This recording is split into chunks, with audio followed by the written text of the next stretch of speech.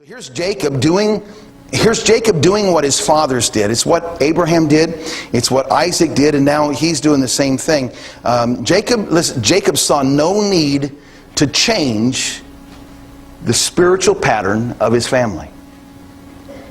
Jacob saw no need to modernize the traditions, the spiritual traditions that his family had at the time. He sees no reason to change things up and to modernize things. He doesn't turn progressive with spiritual customs. This thing starts with Abraham, at least with Abraham, and maybe before then. And so we're talking, years and years are on now have gone by, and hundreds of years have gone by, and yet Jacob doesn't sit down and say to Joseph, "Listen, now here's back in the old days, in the old time religion, my grandfather would have done this, and in the old time religion, my dad would have done this, but we're past that now. We've grown, we're educated better, and we've learned some things, and I've got some experience that my dad didn't have and my grandpa didn't have, and so we're going to change things up just a little." He doesn't do any of that at all. He doesn't turn progressive with their spiritual customs.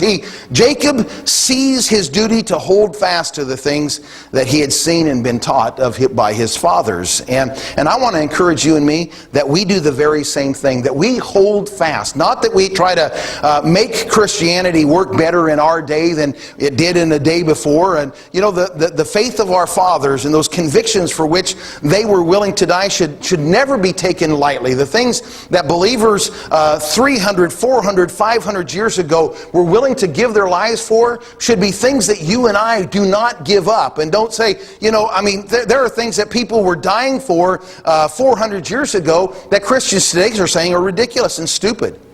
Well, they're dying to own a Bible, and Christians today are saying, well, I don't need to read that book. I go to church.